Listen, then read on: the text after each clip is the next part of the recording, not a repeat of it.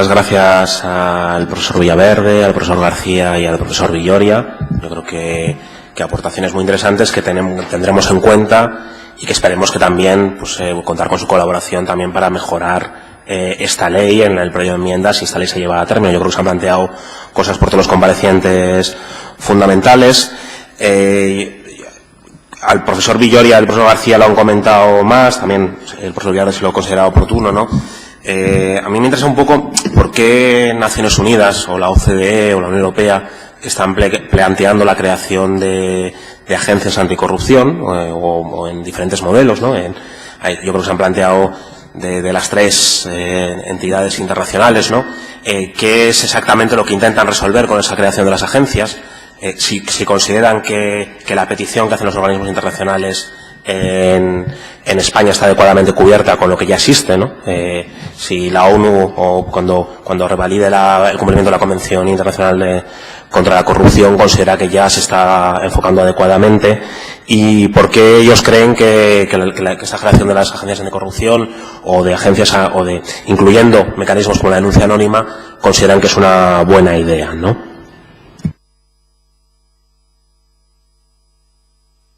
Muy rápidamente, creo que tanto la ONU como el resto de organismos están defendiendo agencias anticorrupción por dos razones. Una primera es la necesidad de generar estrategias generales, y segunda, para favorecer la coordinación. Dos problemas que tenemos en España, que no tenemos estrategia general de lucha contra la corrupción, sino que hay diferentes medidas que toman diferentes órganos, y que luego hay problemas de coordinación evidentes, aunque se están intentando mejorar la ley de modificación del Tribunal de Cuentas, el Estatuto del Alto Cargo, etcétera. Intentan mejorar la coordinación, pero tenemos graves problemas de coordinación entre distintas unidades, de la agencia tributaria con la Oficina de Conflicto de Intereses, etcétera. Bueno, creo que ese es el sentido: estrategia y coordinación. ¿Y considera que se está cumpliendo adecuadamente con lo que ya existe dentro de España? No. España tendría que haber creado esa agencia, cuando se ha dicho es que soy Manuel Villoria nuevamente, y cuando decimos que tenemos la Fiscalía Anticorrupción, claro, en Naciones Unidas nos dicen que ese no es el organismo que pretende crear la agencia, que pretende crear la Convención de Naciones Unidas, evidentemente.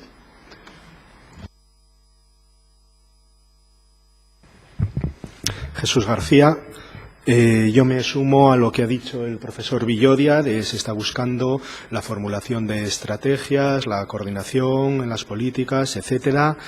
Y bueno, respecto a si está cubierto, hombre, yo creo que no. El mero hecho de que estemos aquí hablando de ello, el debate que se genera sobre todo en torno al sistema de denuncia anónima, nos indica que en España esto no está lo suficientemente implantado, a pesar de ser una recomendación de varios organismos internacionales.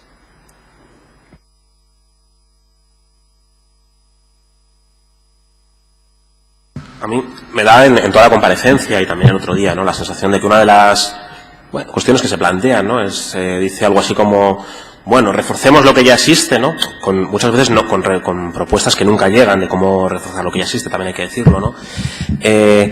Y yo a mí me voy a preguntar sobre el riesgo que podría ocurrir, si ustedes lo ven posible, de que con esa lógica de reforcemos lo que ya existe, añadamos de nuevas competencias en materia de lucha contra la corrupción, pudiésemos provocar el efecto inverso, ¿no? A mí me gustaría si usted se imagina la posibilidad de que creemos un órgano de investigación de la corrupción que, en vez de ser independiente del gobierno, fuese dependiente del gobierno, nombrado por una consejería en su momento, y en vez de incluir canales anónimos, pues hubiese propuesta de que no hubiese ese anonimato, o incluso amenazas veladas de que a los denunciantes podrían ser perseguidos judicialmente según las denuncias que lleven a cabo, ¿no?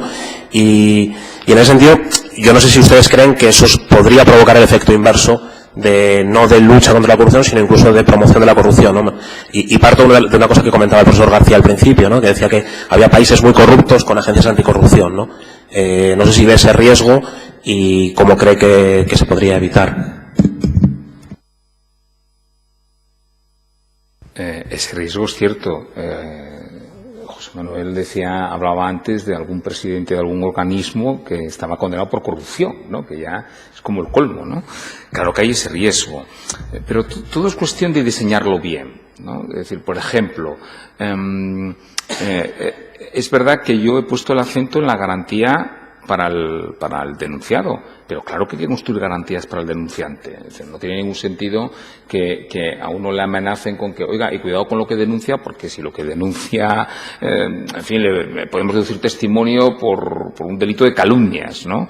O de denuncia falsa, por ejemplo. No, claro, no tiene sentido. Es decir, a ver, esto un poco, ellos lo saben mejor que yo, que son especialistas en esa dimensión, pero imagino que todas estas cosas se necesitan una cierta masa crítica de información, ¿no? Y por lo tanto, la clave es saber distinguir entre la información valiosa y que realmente cualitativamente apunta en una dirección correcta y lo que no tiene ningún valor, pero para eso necesitas que haya un flujo de información importante. Por lo tanto, a veces es una cuestión de diseño, ¿no? Si diseñamos bien las garantías del denunciante y diseñamos bien las garantías del denunciado, se puede conseguir un equilibrio que permita esa masa crítica de información, que permita que el sistema sea efectivamente, que funcione bien. Claro, un organismo de este tipo no puede tener dependencias jerárquicas.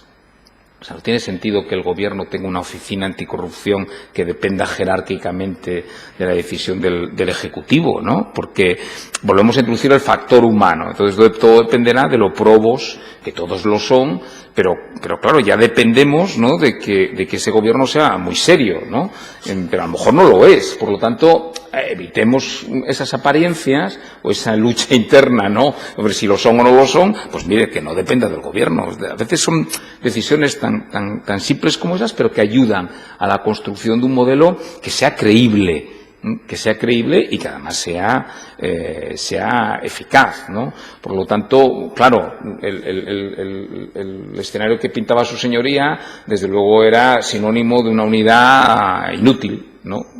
Pero bueno, hay otras maneras de construirla para que efectivamente sea útil y cumpla con la finalidad para la que se le crea.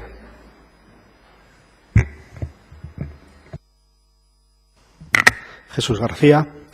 Bueno, evidentemente, claro que nos podemos encontrar ante el caso en el que diseñemos organismos, agencias, estructuras, indicadores que al final nos estén sirviendo poco más que de pantalla de apariencia.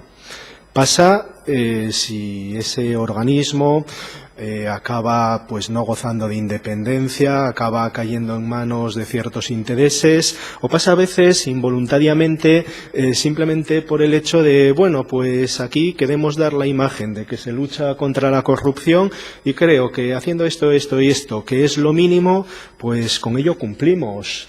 A mí siempre me encanta poner como ejemplo el caso de los indicadores de transparencia internacional en ayuntamientos, donde nos hemos encontrado con ayuntamientos que presumen de ser 100% transparentes porque logran el 100% en 80 indicadores que ya conocen, que tienen la obligación, que les van a evaluar sobre ellos, ¿no? Y parece que se emplea un poco como pantalla para decir, bueno, pues hasta aquí hemos llegado, ya con esto suficiente, ¿no? Aquí pasa lo mismo. La economía no deja de ser un juego de incentivos. Tenemos que hacer un diseño organizacional donde esos incentivos estén lo suficientemente controlados, donde haya garantías, pues no solo para el denunciado, sino también para el informante, donde haya una autonomía suficiente para aquellos que tienen que recolectar la información, donde ese organismo pueda, digamos, entre comillas, rebelarse contra otro poder ejecutivo si éste decide inmiscuirse en sus labores. Otro ejemplo que me gusta poner es el de la Oficina Económica de los Gobiernos. La Oficina Económica del Gobierno Federal estadounidense enjuicia las políticas que lleva a cabo la Administración Federal estadounidense en el ámbito económico, sugiere, y cuando las sugerencias no son atendidas, pues emite unos informes donde explica qué es lo que está pasando y qué consecuencias puede tener, a pesar de ser un órgano que sería prácticamente, por lo menos a efectos de nombramiento, dependiente del Poder Ejecutivo. En España, por ejemplo, esa oficina económica dependiente de Presidencia de Gobierno, pues se ha ido difuminando hasta casi desaparecer en los últimos años, a pesar de que existe y no deja de ser prácticamente un asesor de Presidencia. Al final dependemos de los incentivos del diseño organizativo. La mera existencia no nos va a garantizar la efectividad de ese órgano. Manuel Villoria, yo creo que si creamos un órgano, una agencia anticorrupción dependiente del gobierno, dependiente del ejecutivo, mejor no queremos nada, porque lo que vamos a crear es una oficina anticorrupción al servicio del gobierno para perseguir a la oposición, probablemente. Les quería preguntar, ha hablado el profesor García sobre los sistemas de alerta temprana, que podría ayudar a detectar el fraude o la corrupción un poco años antes y probablemente reducir el caso, o sea, el coste que tiene, ¿no? Aquí hemos tenido varios ejemplos de procesos de presunta corrupción que están judicializados, veremos cómo terminan. Uno es el caso del Musel, que se está juzgando desde el año 2015 y que se retrotrae al año 2005, las irregularidades que ahora se están investigando, o el caso Marea, que empezó a juzgarse en el año 2011 y estamos hablando del año 2002 cuando comienza el fraude, ¿no? Yo no sé si qué problemas hacen que la información tarde tanto tiempo en llegar a los juzgados, ¿no? Si estamos solamente en un problema de instrucción o de condenas judiciales, de pocas condenas, de impunidad judicial, o creemos que hay un problema de que la información no llega de forma solvente porque igual no hay comunicaciones previas, no hay colaboración con la justicia, y en ese sentido, si mecanismos como tanto de protección a los denunciantes como de denuncia anónima, ustedes consideran que pueden ser eficaces en ese sentido, ¿no? ¿Qué datos se encuentran también de eficacia en estos mecanismos? Y luego,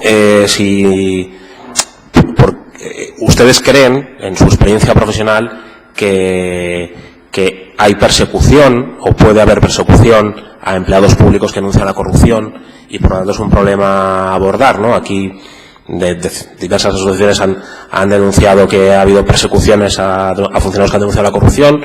Tenemos una comisión de investigación caliente que termina este miércoles sobre el caso HITPA, y sí que me gustaría conocer su opinión sobre eso, ¿no? Sobre, en qué medida puede ayudar a acelerar la detección de la corrupción un mecanismo como el que se propone en esta ley, y en qué medida, pues puede ayudar a evitar represalias si creen que se pueden estar produciendo actualmente.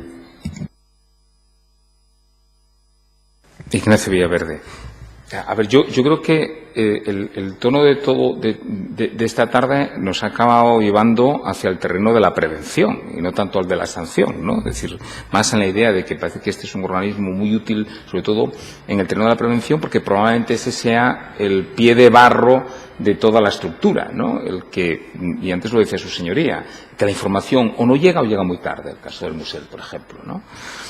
Al margen de que eso pueda o no considerarse una corrupción o acabe siendo un delito corruptero, porque a veces también hay un problema de gradación, ¿no?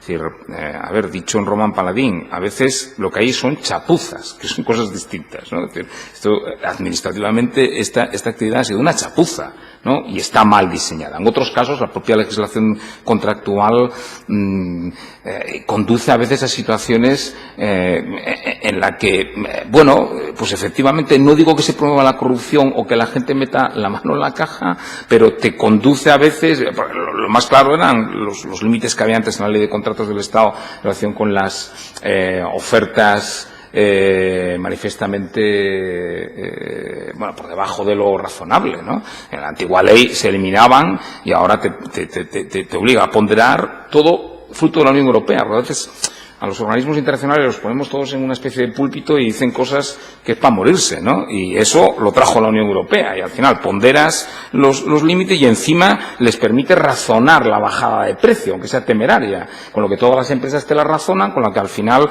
por ley de contratos, no te queda más que darse la oferta temeraria porque lo has razonado y no hay manera de desmontar el razonamiento, ¿no?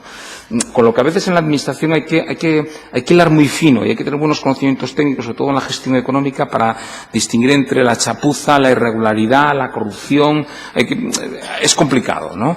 Pero yo lo que detecto es que efectivamente hay un problema de información. Yo no sé si eso se resuelve con los informantes, ¿no? A mí los modelos de delación me producen una cierta prevención, ¿no? Pero desde luego hay un problema de llegada a la información y que la justicia es lenta.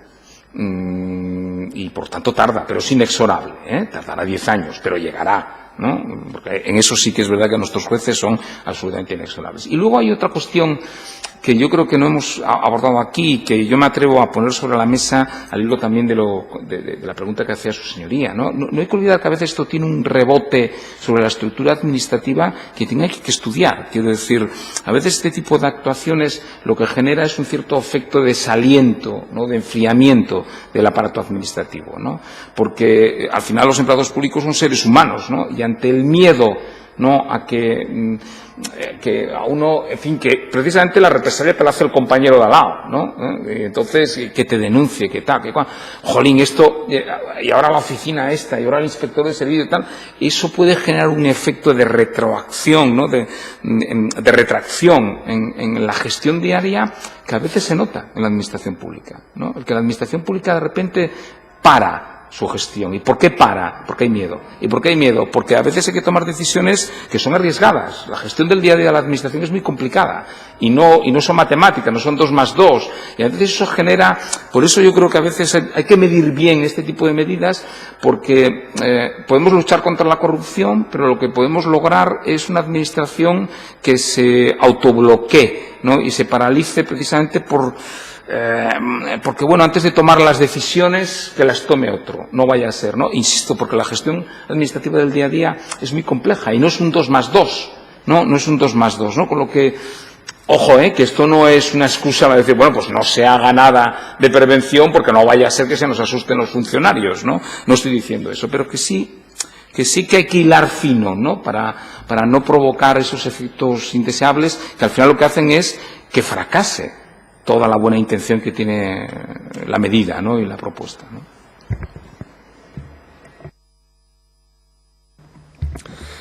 Jesús García. Bueno, sobre la necesidad de los sistemas de alerta temprana, evidentemente me parece que además, dado su relativo bajo coste, siempre va a ser mejor disponer de ellos que no disponer de ellos, que no debemos renunciar a ellos. Luego, sobre los tiempos, bueno, yo no voy a entrar en los tiempos de instrucción porque soy absolutamente lego en ese tema, pero en general los tiempos desde que el tiempo en que tarda en aflorar un caso de despilfarro, de corrupción, etcétera, con este tipo de canales, si hacemos caso a los informes internacionales de profesionales del control del fraude, se podría reducir hasta la mitad el tiempo y las pérdidas. Es un sistema de prevención, evidentemente. Debemos pensar también que muchas veces los casos de corrupción que se encuentran y de despilfarro, aunque, bueno, de corrupción y despilfarro, vamos a dejarlo ahí, son casos de lo que se denomina soft corruption, corrupción suave, es decir, no son grandes casos que acaban saliendo en la prensa, sino pues las pequeñas adaptaciones de los contratos, de las ofertas, a exigir determinadas condiciones, a facilitar información antes a alguien que quiero que se le dé ese contrato, ese tipo de soft corrupción, ese tipo de casos suaves, yo creo que también puede beneficiarse bastante la administración de su conocimiento anticipado. Se trata también un poco de que salgamos, pues casi de lo que denominaría la histeria de la corrupción en la prensa, ¿no?, donde un día y otro nos bombardean con grandes casos y al final, bueno, pues perdemos esa visión general. En cambio, si desde el inicio somos capaces de recolectar esa información, incluso antes de que el caso salte a la prensa, siempre podemos tratarlo mucho mejor. Y me gustaría añadir algo. Nos hemos centrado, en mi opinión, quizá demasiado en la corrupción, en los casos penales, pero podemos estar hablando simplemente de malas prácticas y despilfarros.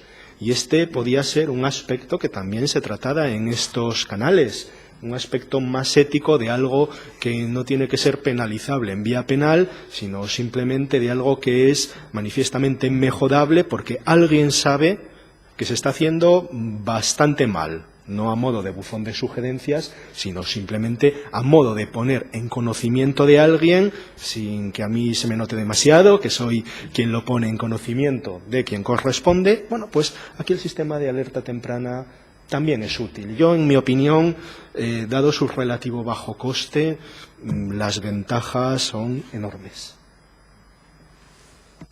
Manuel Villoria, yo creo que sí se persigue la corrupción.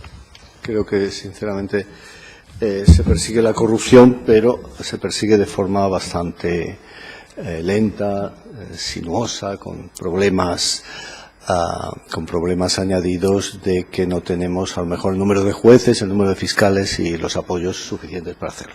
Pero también es cierto que una gran parte de los problemas que existen tienen que ver con que la denuncia normalmente viene por despechos amorosos, por circunstancias de ese tipo.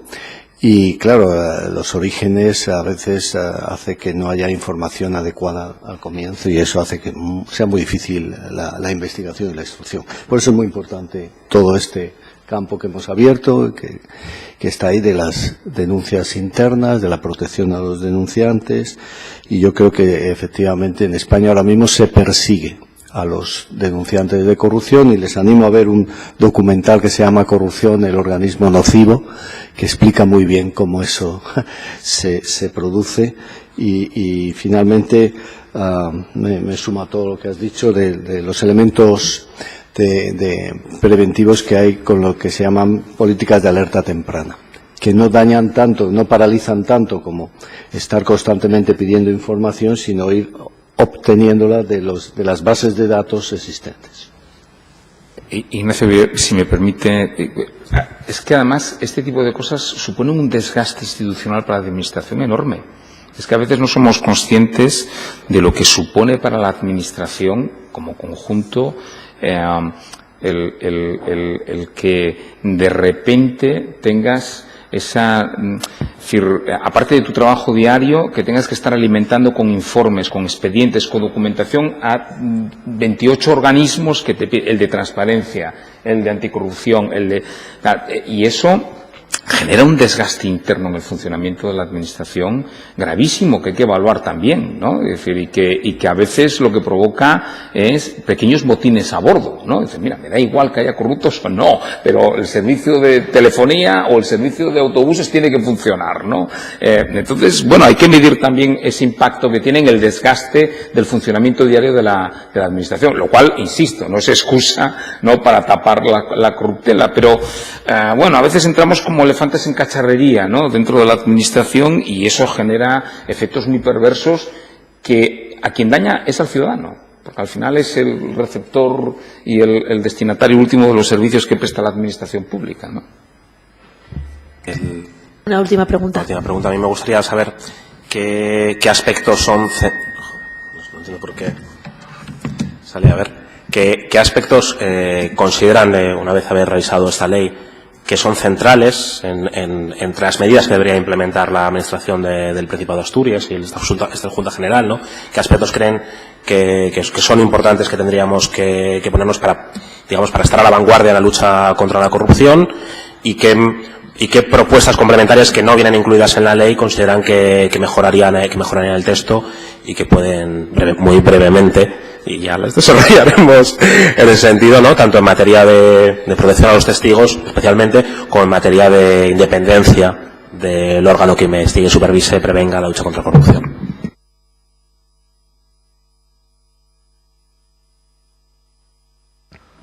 Jesús García. Bueno, lo he dicho anteriormente, el más destacado, Oficina Virtual Anticorrupción, denuncia anónima. Yo lo consideraría como el mayor avance, fuera en esta proposición, fuera en otro proyecto de ley, pero como herramienta de manera aislada. Luego, como potenciales mejoras del articulado, bueno, antes me referí al artículo 4, donde la posibilidad de denuncia debe extenderse a cualquier ciudadano. La posibilidad de información debe extenderse a cualquier ciudadano, no solo a miembros de la Administración pública. Y luego, aunque yo creo que eso no debe incluirse en el articulado de la ley, pero sí le correspondería bien a la Administración, bien a este organismo o agencia, divulgar correctamente qué es la corrupción, qué son las malas prácticas, porque muchas veces yo creo que quien se enfrenta a ellos no considera que eso sea algo malo. le damos este contrato a esta empresa y vamos a predefinir ya el concurso para que les toque a ellos porque son los que saben y son los que mejor lo hacen, y a lo mejor pues la gente que tiene el trato con ese concurso considera que eso es lo normal y es lo que hay que hacer. Creo que esa faceta educativa, aunque posiblemente no se incluya en el articulado, debe ser algo que es necesariamente una mejora para cualquier administración. Y luego divulgar también correctamente, bueno, pues un poquito la parte técnica de esa oficina virtual, de cómo la plataforma garantiza el anonimato del informante. Por ejemplo, en mi intervención cité a la GAO y la plataforma Fraudnet de la Administración Federal de Estados Unidos. Allí, en el formulario donde cualquiera puede poner en conocimiento malas prácticas, despilfarros, corrupción, se encuentra pues una pequeña puntualización de la tecnología de encriptación GPG que se está usando para garantizar la confidencialidad de las informaciones a nivel técnico.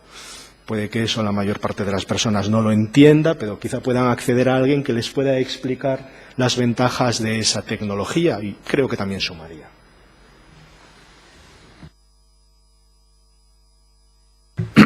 Yo, como sabe su señoría, por lo que he venido exponiendo, yo creo que lo que hay que hacer es reforzar y rediseñar la Inspección General de Servicios, ¿no?, que es el instrumento que ya existe, y hay que rediseñarla. No solo reforzarla, hay que rediseñarla, ¿no? Y desde luego ya no puede seguir siendo lo que ha ido siendo desde los tiempos que se creó, porque al final tenemos un instrumento decimonónico y es verdad que hay que ajustarla, ¿no?, y actualizarla. Y luego hay una parte de la ley que podría cumplir perfectamente ese organismo que se ocuparía de la transparencia y del control del Código de Buen Gobierno, ¿no? Por lo tanto, yo iría por ahí, pero no haciendo una enmienda a la totalidad, ¿no? Yo me sumo en parte a lo que acaba de decir ahora Jesús, y yo insistiría mucho en un diseño muy claro del procedimiento. Esta ley tendría que tener un capítulo muy bien construido, muy bien detallado, de todo el procedimiento, ¿no?, de instrucción de los expedientes, ¿no? Es decir, incluso al modo más clásico de la administración de siempre, ¿no? Pero hay que diseñar muy bien el procedimiento instructor, ¿no? Y saber cómo se inicia, cuáles son sus pasos, los distintos recovecos que debe seguirse, es decir, tener muy claro y cuál es su punto de llegada. Bueno, ¿y esto en qué concluye, ¿no? ¿Dónde termina? ¿Y qué vía recursal tiene? Es decir, yo creo que es muy importante el afinar muy bien en el procedimiento, y luego creo que es muy importante también afinar muy bien el procedimiento de reclutamiento de los inspectores, ¿no? Es decir, eso es clave. Es decir, si nos ponemos en esta tesitura, el definir muy bien cuál es el mecanismo de selección de las personas que deban ocuparse precisamente de llevar adelante esa instrucción. Yo creo que eso es fundamental, y desde luego un catálogo de garantías, ¿no?, tanto para informante, denunciante, como lo queramos llamar, ¿no?, y obviamente para el denunciado, claro, ¿no?, porque uno puede verse metido en una vorágine y un ciclón, ¿no?, que al final puede salir indemne, pero el daño está hecho. Entonces, bueno, rodear de las debidas garantías, ¿no?, en el procedimiento a todas las partes implicadas y involucradas en algo tan sensible y tan delicado como es cualquier procedimiento por corrupción, claro. Muchas gracias. Es el turno para el Grupo Parlamentario de Ciudadanos. Ah, perdón, me salté algún compareciente. Sí, puede contestar. Sí. Ya se está haciendo tarde, supongo, para todos ustedes. Yo quiero decir que para mí la ley es un avance importantísimo, porque para empezar nos obliga a debatir sobre estos temas, nos obliga a pensar, nos obliga a reflexionar, y yo creo que de esta ley, con los debates que surjan de otras leyes conexas, a lo mejor sale lo que yo creo que es fundamental, que es esa agencia de prevención de la corrupción, que asuma todo un conjunto de competencias, de transparencia, de conflicto de intereses, de buen gobierno, de gestión y control de los lobbies, y desde luego de protección a los denunciantes, de recepción de denuncias y finalmente de generación de alertas tempranas. Yo creo que ese sería el gran avance. Nada más. Muchas gracias.